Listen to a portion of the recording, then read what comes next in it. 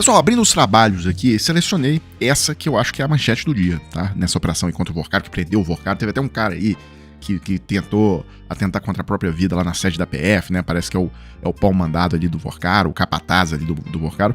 Mas a manchete que eu escolhi é essa: maior doador da campanha de Bolsonaro é preso. E aí hoje viralizou o PowerPoint do Nicolas, né? Fizeram isso aqui.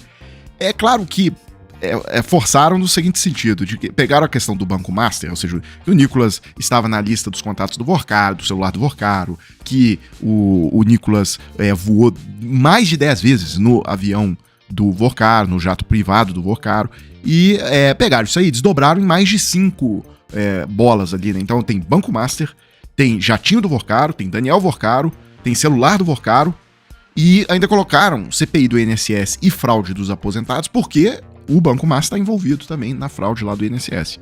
Agora, virou lugar comum nessa questão do Master falar, olha, o cara tentava comprar todos os espectros políticos do Brasil, o cara não tinha ideologia, não tinha preferência partidária, tal. Virou um certo lugar comum dizer isso e tal. Agora, olhando, hoje tem uma matéria mostrando quem são os contatos que o Vorcaro tinha no celular. Bem, não tem, por exemplo, ninguém de esquerda, tá? Tá aqui Hugo Mota, Arthur Lira, Agnaldo Ribeiro, Altineu Cortez. Altineu Cortez era chegou a ser líder do PL, tá? Doutor Luizinho, todos os bolsonaristas aqui, tá? João Carlos Bacelar, do PL da Bahia, Nicolas Ferreira, Flávia Arruda, que era ministra do Bolsonaro, aí o Rodrigo Maia, tudo bem, Rodrigo Maia não era um bolsonarista. Mas depois Lucas Gonzalez, do Novo de Minas Gerais, Vinícius Poatti, do Novo, esse bolsonarista raiz, fazia debate lá na CNN. E aí eu quero fazer um comentário específico sobre isso, porque esses contatos eram os contatos unilaterais. Ou seja, o Vorcaro tinha na agenda, mas o WhatsApp não mostra que o outro lado também tinha esse contato, tá? Agora, os contatos recíprocos, aí é o Marcelo Álvaro Antônio, do PL de Minas Gerais. Esse cara foi, inclusive, ministro do Bolsonaro, né? Ministro do Turismo. E tem também o Paulo Abiaco. Esses dois nomes são próximos do Nicolas Ferreira. E essa questão de contato unilateral, quem falou que o Nicolas e os outros que aparecem na primeira lista não apagaram o contato do Vorcaro quando veio quando o nome do Vorcaro caiu na lama aí no dia lá, acho que, se não me engano, 18 de novembro de 2025, né, o dia que teve a liquidação do Master e tal. Enfim, eu acho muito estranho que o Vorcaro tinha todos esses contatos e agora ninguém mais tinha o contato do Vorcaro, tá? Eu desconfio seriamente que eles apagaram o contato e só esses dois bobões aí que ficaram com o contato do Vorcaro na agenda. Bem, uma das cenas mais hilárias de hoje foi o Paulo Figueiredo revoltadinho, magoado com a Malu Gaspar. Ele tava feliz com a Malu Gaspar, fazendo matéria contra o Xandão, contra o Toffoli, contra o STF, e aí agora ele tá de coração partido com a Malu Gaspar. Eu sempre bato palma aqui pra Malu Gaspar, mas hoje eu vou vaiá-la. Uma reportagem dizendo que o Nicolas e não sei quem da Lagoinha andaram no jato do Vorcaro tentando igualar a situação do Nicolas. Toffoli, sei lá o quê. Eu não sei nem se tem reportagem aí, provavelmente não tem, não estava na nossa pauta.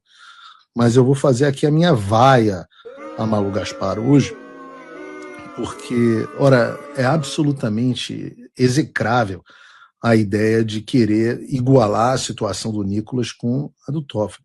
Como é que o Nicolas jamais poderia saber dessa situação? E pessoal, às vezes eu falo isso aqui, não é questão de defender o Toffoli não, pessoal. É questão só de cobrar o mesmo critério. Eu quero que eles usem o mesmo critério, ponto final. Ou seja, eles falam, mas o próprio Nicolas disse isso no vídeo dele, eu não tinha como saber em 2022 que o Vorcaro era um bandido, que o Vorcaro era essa figura quando eu andei no avião dele. Mas eles cobram que o Toffoli em 2021, quando vendeu a participação no resort, que era da família dele desde 2008, quando ele vende essa participação para o Banco Master, aí o Toffoli era obrigado a saber em 2021 que o Vorcaro era um bandido. Também aquela coisa que eu já falei ontem. O Nicolas voou dezenas de vezes no jato do Vorcaro e cobra, desce a lenha, desce o cacete, porque o Toffoli voou num jato que não tem nada a ver com o Vorcaro, né? Foi convidado pelo Pastori, um empresário palmeirense que chamou outros 15 palmeirenses para irem à final da Libertadores. O Toffoli aceitou o convite. Você pode achar isso errado, né? Não podia aceitar convite de empresário nenhum, tá? Aceitou o convite desse empresário que não tem nada a ver com o Master. Um dos 15 passageiros era um cara que estava advogando para um diretor do Banco Master, tá? Sendo que esse voo foi no dia 28 de novembro, que é o mesmo dia em que o Toffoli foi sorteado relator do Master. Ou seja, quando o Toffoli aceitou o convite, Ele não é nem relator, inclusive, do Banco Master. Tem como voo particular, tem uma certa divergência de horário e tal, mas há a possibilidade, inclusive, que o Toffoli nem era o relator do Banco Master quando voltou, do caso do Banco Master na STF, quando esse avião decolou, tá? E o Nicolas cobra, né? Coloca o Toffoli ali, mas ele fez algo muito pior, né? Inclusive o Paulo Figueiredo aí tá falando, não, comparar o Nicolas com o Toffoli é absurdo. Não, é um absurdo mesmo. A situação do Nicolas é muito pior que a do Toffoli. Bem, só pra provocar o Figueiredo, vou colocar aqui o levantamento da Malu Gaspar que o deixou irritadinho. O Vorcaro estendeu seus tentáculos por todos os setores de Brasília e aí sem distinção de ideologia. Eu falo que ele era ecumênico, democrático e ecumênico.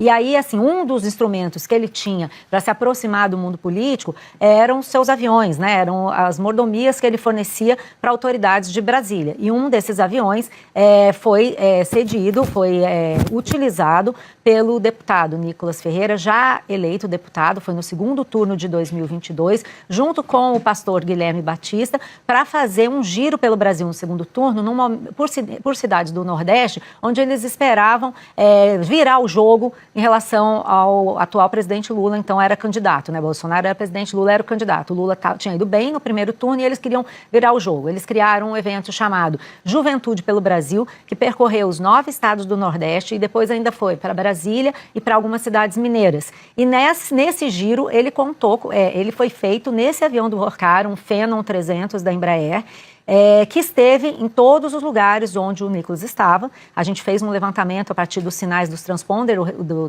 transponder do avião. O repórter Johan Heller trabalhou nessa apuração para a gente e conferiu todos os dados de deslocamento, descobriu que onde eles estiveram, nas mesmas datas e nos mesmos locais, estava o avião do Vorcaro. Nós questionamos o Nicolas sobre isso e ele admitiu ter voado no avião, mas disse que em 2022 o Vorcaro não era uma pessoa enrolada com a justiça, não tinha nenhum problema com isso e que não sabia que o avião era do Vorcaro, que ele apenas embarcou num avião fornecido pelo evento.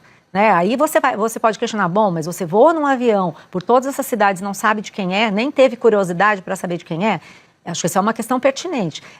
Você está fazendo uma campanha eleitoral, você está pedindo votos para um candidato. Tem todo um contexto também. O Vorcaro tem ligações com igrejas evangélicas, mais especificamente com a igreja da Lagoinha, e contribuiu para a campanha do Bolsonaro e também do Tarcísio como pessoa física. Fez doações de 5 milhões e 3 milhões de reais para as campanhas dos dois. Existia uma proximidade do empresário com esses políticos. E aí outro detalhe importante é aquilo que eu falei ontem.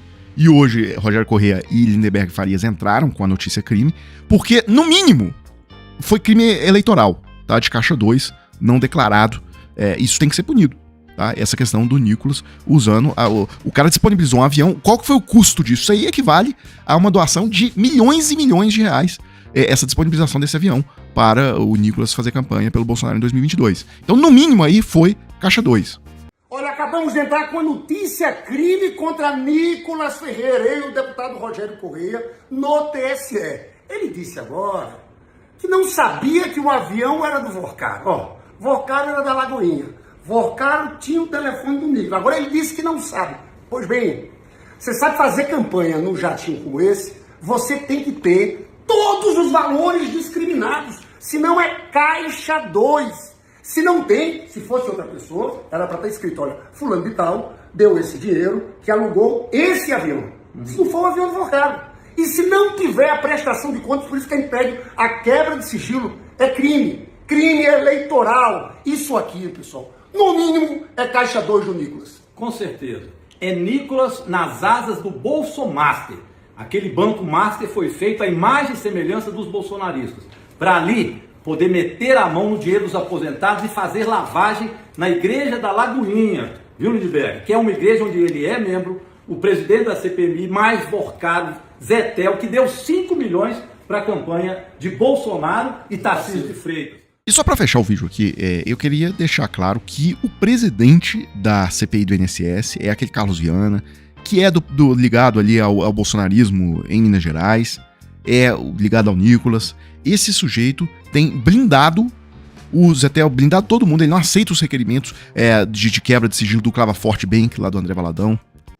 Por que razão, senhor presidente, o senhor não colocou até hoje em votação o requerimento do senhor Zetel, cunhado do Vorcaro? Maior contribuição individual da campanha do Bolsonaro e do Tarcísio, 5 milhões de reais foi feito por ele. se nós ouvimos aqui o depoimento dos Golden Boys, que pagaram a festa, através inclusive dele, no estádio do Palmeiras, com dinheiro roubado do INSS, dos aposentados e das aposentadas, por que razão o senhor não coloca em votação o requerimento do Zetel, que tem todas as digitais envolvimentos neste esquema criminoso do INSS, inclusive com a suspeita de que esse dinheiro que ele colocou na conta da campanha do Bolsonaro e do Tarcísio seja dinheiro roubado do INSS?